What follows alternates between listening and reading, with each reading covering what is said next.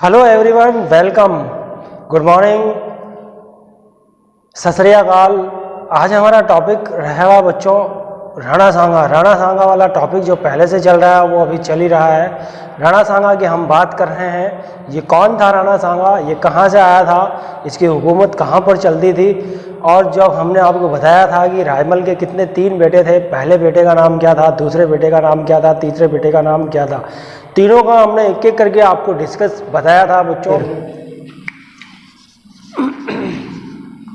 अजमेर में करमचंद पवार के पास में ये गए थे।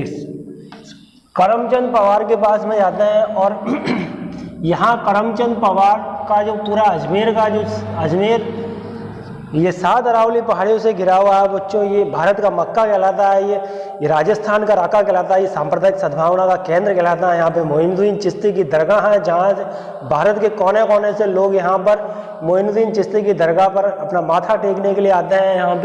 यहाँ पे जो है आना सागर बना हुआ है, आना सागर में 12 दरिया बिछी हुई है। यहाँ पे ये अजमेर है जहाँ फ्रूट्स वगैरह भी बहुत सस्ते मिलते हैं बच्चों। अगर आप अजमेर जाओ तो वहाँ की ऐतिहासिक पर्यटक स्थलों के साथ साथ आना सागर वगैरह है, वहाँ के जो ऐतिहासिक स्थल देखोगे आप। यहाँ देखिए अजमेर में कौन था, करमचंद पवार। पूरा अजमेर जो 7 अरावली पहाड़ियों से घिरा हुआ, आप किसके अधिकार में आया था, ये राणा सांगा के अधिकार में आ गया था। राणा सांगा यहाँ से भीलवाड़ा गया था और भीलवाड़ा पर अपना अधिकार जमाया था। भीलवाड़ा से ये बनेड़ा गया था, बनेड़ा, और बनेड़ा से फूलिया ये राजपूताना पर इसने अपना एक धाक जमाई थी। राणा सांगा ने कहा कि भाई अब हम यहाँ के राजपूताना के जो हम यहाँ के शहंशाह है, हम यहाँ के राजा, हम यहाँ अनाउंस किए गए हैं। और अब हमारी जो पहली जो एक टेलर जो होता है बच्चों, उसने राणा सांगा ने अपना एक टेलर दिखाया था। इसने ये विजय अभियान किए थे। अजमेर में विजय अभियान किया था, भीलवाड़ा में किया था, बनेड़ा में किया था, फूलिया में किया था, नागौर के परबत्सर नामक स्थान पर गए थे। राणा सांगा जो था बच्चों राणा सांगा ने अपना यहाँ तक जो टेलर दिखाया है। उसके बाद हम आगे देखेंगे कि यहाँ एक ईडर की समस्या होती है। यहाँ पे कौन सी समस्या होती है, ईडर की समस्या। यहाँ ईडर का राजा कौन था, और यहाँ देखिए ईडर, राणा सांगा का यहाँ पर इंटरफेयर होता है। राणा सांगा जो है ईडर के साम्राज्य में, अब वो राणा सांगा का हस्तक्षेप होगा। इंटरफेयर का मतलब होता है बच्चों, राणा सांगा जो है अब इनकी जो वहाँ की प्रशासनिक व्यवस्था है, वहाँ जो ये ईडर में किस तरह से अपना ये सिस्टम चला रहे थे, किस तरह से वहाँ शांति व्यवस्था रखे हुए थे। तो यहाँ ईडर का जो राजा होता है वो कौन है, यहाँ सूरजमल होता है। यहाँ पे आपको ध्यान से समझना है बच्चों, सूरजमल होता है। ये कौन है, सूरजमल है। और दूसरे इनके छोटे भाई का नाम क्या है, भीम। अब क्या होता है, दुर्भाग्यवश क्या होता है, यहाँ पर सूरजमल की कौन आए थे, भीम आए थे। यहाँ वास्तव में ईडर का जो है वो सत्ता किसकी चल रही है, सूरजमल की चल रही है। सत्ता किसकी चल रही है, सूरजमल की चल रही है। लेकिन सूरजमल का यहाँ दुर्भाग्यवश देहांत हो गया था। और इनका बेटा जो रायमल जो था वो अभी छोटा ही बच्चा था। तो इनके छोटे भाई ने कहा, छोटा भाई भीम ने कहा कि भाई जब तक आपका जो ये बेटा है रायमल, जब तक ये अपने पैरों पर संभल ना जाए और जब तक ये युवा ना हो जाए, तब तक हम ही क्यों ना अपना ईडर पर हमें क्यों ना राजा बना दिया जाए। और जनता जो थी इस बात को एक्सेप्ट कर लेती है, और एक्सेप्ट करने के बाद भीम को ईडर का यहाँ का राजा बना दिया था। अब क्या है कि राजा बनाने के 2 साल के अंदर ही क्या होता है कि दुर्भाग्य भीम का भी देहांत हो जाता है। और भीम के देहांत के बाद इनका बेटा भारमल यहाँ का राजा बनता है। और सूरजमल का उस समय बेटा जो था वो रायमल एक छोटा बच्चा ही था। अब वास्तव में होता ये है कि सूरजमल का वंशज इधर चल रहा है। सबसे बड़ा सूरजमल था तो यहाँ सूरजमल राजा बना था। अब परंपरा के अनुसार रायमल बड़ा लड़का है, रायमल यहाँ का राजा बनेगा। लेकिन भीम जो था, भीम ने कहा कि भाई जब तक आपका जो बेटा है रायमल बड़ा हो जाएगा, बड़ा होने के बाद हम ईडर का इनको राजा बना देंगे। लेकिन दुर्भाग्य ऐसा होता है कि भीम का भी देहांत हो जाता है, और भीम का देहांत होने के बाद इनका बेटा भारमल, ये जो होता है बच्चों, इसने ईडर पर जो सिंहासन था, इसने कहा कि मेरे पिताजी जो थे वो ईडर के राजा थे, इसलिए मैं भी यहाँ का राजा हूँ। और भारमल ने यहाँ सिंहासन पर अधिकार कर लिया था। और वास्तव में अधिकार करने वाला यहाँ सत्ता पर किसका अधिकार होगा? यहाँ रायमल का अधिकार होना चाहिए, क्योंकि रायमल वंशज भी यही चल रहा है इधर। रायमल ने कहा कि नहीं भारमल, तुम राजा नहीं बन सकते हो यहाँ के, क्योंकि भीम जो तुम्हारे पिताजी को थोड़े समय के लिए ही यहाँ की जनता ने राजा बनाया था, अब हमारा यहाँ पर अधिकार है, हम यहाँ के राजा हैं, हमारा वंशज चल रहा था, हमारे पिताजी सूरजमल जो थे वो यहाँ पर शासन कर रहे थे, अब तुम जो है यहाँ पे तुम्हारी सत्ता नहीं रह सकती है। इसको भारमल को धमकाया था रायमल ने, लेकिन भारमल भी कम नहीं था, भारमल भी इन्हीं के परिवार का खून था। भारमल ने भी इनको कहा कि नहीं ऐसा, अब जो योग्यता है हमारे अंदर, योग्यता है, ताकत हमारे अंदर है, शक्ति हमारे अंदर है, अब तुम्हारे अंदर अगर पावर है, तुम्हारे पावर है तो तुम क्या करो, हमें हराओ, हमें पराजित करो, हमसे लड़ाई झगड़ा करो और सिंहासन को तुम अपने जीत सकते हो हमसे। और रायमल जो था वो अपने ही परिवार में लड़ाई झगड़ा करना नहीं चाहता था, इसलिए रायमल चला गया किसके पास में? राणा सांगा के पास में चला गया। और राणा सांगा कहाँ का था? ये मेवाड़ का राजा था। और रायमल ने सोचा है कि अगर जो है लड़ाई झगड़ा नहीं हो, ऐसे ही अगर मुझे ईडर का सिंहासन प्राप्त हो जाता है तो लड़ाई झगड़ा करने से क्या मतलब। राणा सांगा जो था इसके पास में ये रायमल आ गया था। रायमल ने यहाँ राणा सांगा को अपने कक्ष में पूरी कहानी सुनाई थी।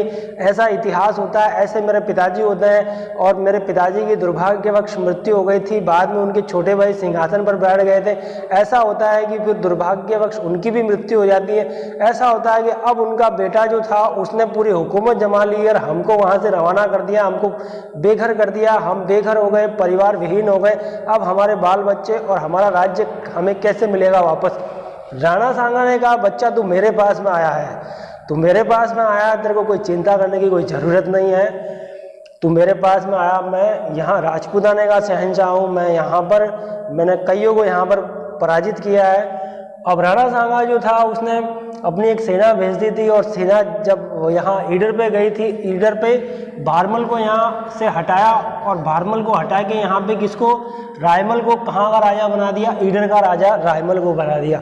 रायमल को ईडर का राजा बना दिया बच्चों। अब और भारमल जो था अब नाराज हो गया, यहाँ से भारमल नाराज हो गया, और नाराज होकर गुजरात में जो मुसलमान था उसके पास में चला गया। गुजरात में किसका शासन चल रहा था बच्चों? मुसलमानों का चल रहा था, और मुजफ्फर शाह जो थे वो मुसलमान थे। मुसलमान के पास गया और भारमल ने पूरा किस्सा सुनाया था।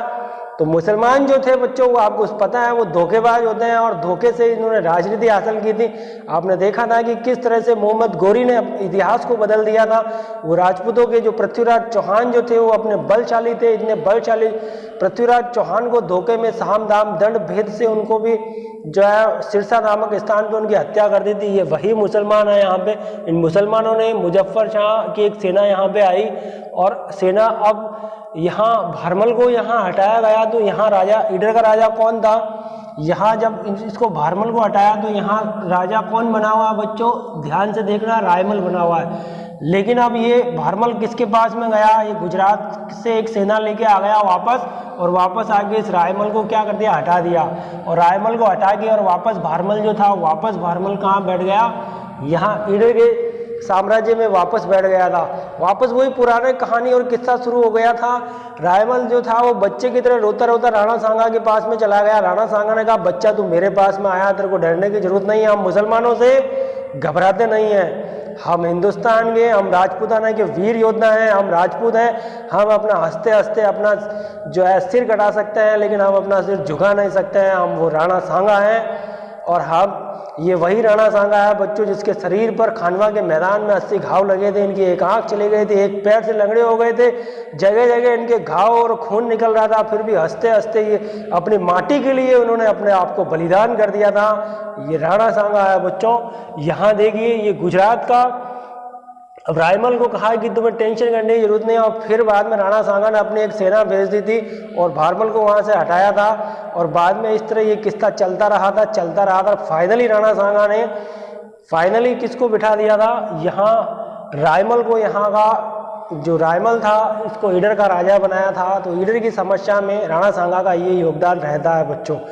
यहाँ तक का इतिहास हमने पूरा देख लिया है। अब आगे जो है राणा सांगा का जो राजपूताना के इतिहास में क्या योगदान रहता है उस किस्से को हम पढ़ेंगे। उससे पहले मैं आपको ये बता दूं कि खानवा का मैदान जो होता है, वहाँ पर खानवा के मैदान में ये युद्ध चलता है, जिसमें विदेश से कौन आया था, बाबर आया था, और बाबर और राणा सांगा के बीच में खानवा का युद्ध हुआ था।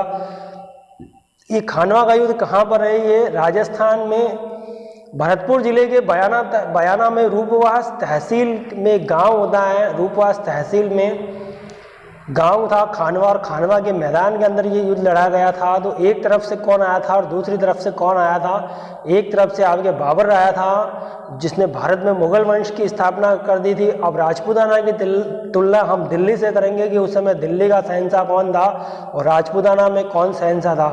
अब तुलनात्मक अध्ययन को देखा जाएगा बच्चों, सबका ध्यान कहाँ रहेगा, बोर्ड के ऊपर।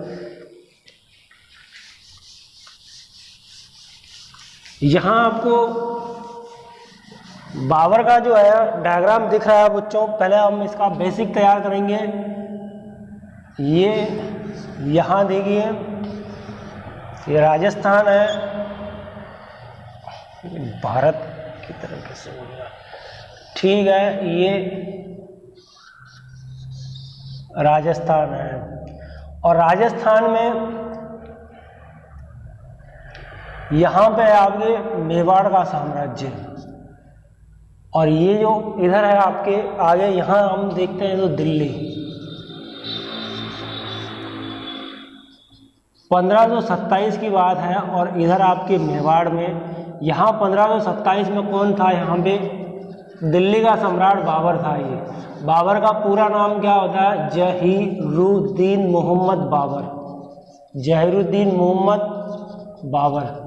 बाबर कौन था, बाबर हिंदुस्तान में क्या करने के लिए आया था। बाबर ने भारत पर 5 आक्रमण किए थे, और राजस्थान में भी बाबर का जो राजपूताना पर भी बाबर का हमला हुआ था। इसका पूरा जो है डिटेल हम बाबर का हम जीवनी देखेंगे, लेकिन पहले सबसे पहले हमको बेसिक देखना होगा कि वास्तव में इस बाबर का इस राणा सांगा के साथ जो शत्रुता होती है वो किस प्रकार से होती है। मेवाड़ का यहाँ पे कौन है बच्चों, राणा सांगा है। ये राणा सांगा है और इधर बाबर है। तो बाबर ने हमला किया था मेवाड़ पर, मतलब बाबर ने हमला किया था, राणा सांगा के साथ युद्ध किया था। और वो युद्ध कहाँ पर हुआ था, वो खानवा नामक स्थान पर युद्ध हुआ था। खानवा का मैदान कहलाता है। हम खानवा के मैदान का डिटेल से अध्ययन करेंगे, किस तरह से तुलुगमा पद्धति का प्रयोग किया गया था, किस तरह वहाँ पर खाइयाँ खोदी गई थी, किस तरह वहाँ पर तोपों को जंजीरों से बांधा गया था, किस तरह से गोल अंदाजों को, बंदूकचियों को, धनुर्धारियों को जमाया गया था, किस तरह से वहाँ की जो बाबर ने जो तुलुगमा पद्धति स्थापित की कि उसका हम डिटेल से अध्ययन करेंगे कि ये खानवा का मैदान कब जो है बाबर की सेना वहाँ पर पहुँचती है, कब राणा सांगा की सेना पहुँचती है, क्या बाबर सीधे रास्ते से आता है, टेढ़े मेढ़े रास्ते से आता है, किस तरह से जो है इस बाबर की जो मुस्लिम सेना को राणा सांगा ने धूल चटा दी थी। और वहाँ एक काबुल से आया जो था एक ज्योतिषी, काबुल से जो ज्योतिषी आया था मोहम्मद शरीफ, उसने कहा कि मंगल का तारा पश्चिम में है, पूरब से और हमला करने वाले सब हार जाएंगे। ये पूरी कहानी जो है हम डिटेल से अध्ययन करेंगे, लेकिन इससे पहले आपको ये पता होना चाहिए कि वास्तव में इसका बेसिक क्या होता है। यहाँ देखिए, ये दिल्ली है, यहाँ पे 1527 में यहाँ खानवा के मैदान में ये हुआ था। यहाँ बाबर था, यहाँ बाबर का पूरा नाम जहीरुद्दीन मोहम्मद बाबर था। ये तुर्की थे। तुर्की कौन होते हैं, मुसलमान होते हैं। यहाँ राणा सांगा था, और 1527 में खानवा का मैदान में ये हमला हुआ था। और ये जो था ये पूरे भारत में खानवा का युद्ध फेमस माना जाता है। और इसी खानवा के युद्ध में राणा सांगा घायल हो गए थे, और घायल हो गए, फिर उनको दौसा लेकर जाया गया। दौसा की कौन सी जगह, बसवा ले गए थे। 2 दिन बाद उनको होश आया था। कालपी नामक स्थान पर राणा सांगा की मृत्यु हुई थी बच्चों। कौन सी जगह, कालपी नामक स्थान पर राणा सांगा की मृत्यु हो जाती है।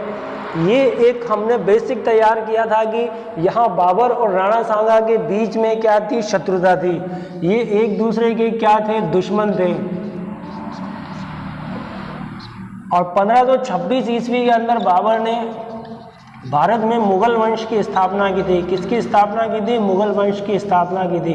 अब नेक्स्ट क्लास के अंदर बच्चों हमारा ये टॉपिक रहेगा, खानवा का युद्ध रहेगा और बाबर की जीवनी रहेगी इधर, और राणा सांगा की जीवनी आपने देख ली थी, और क्यों बाबर जो था वो यहाँ राजपूताना में राणा सांगा पर हमला करना चाहता था, क्यों उसने जो है पूरा यहाँ अपनी एक जो दृष्टि जो थी वो राजपूताना में रखी थी। क्या राणा सांगा ने बाबर के साथ धोखा किया था? क्या राणा सांगा नहीं चाहता था कि हिंदुस्तान में बाबर जो है वो इस तरह से मुसलमानों का झंडा पूरे हिंदुस्तान के अंदर, इस्लाम कहानी जो है हम बच्चों नेक्स्ट चैप्टर में हम आपको बताने वाले हैं। और उस नेक्स्ट चैप्टर में ये रहेगा, यही टॉपिक रहेगा हमारा, खानवा का जो युद्ध होता है उसमें किस तरह से तोपों को, बंदूकियों को जमाया गया था।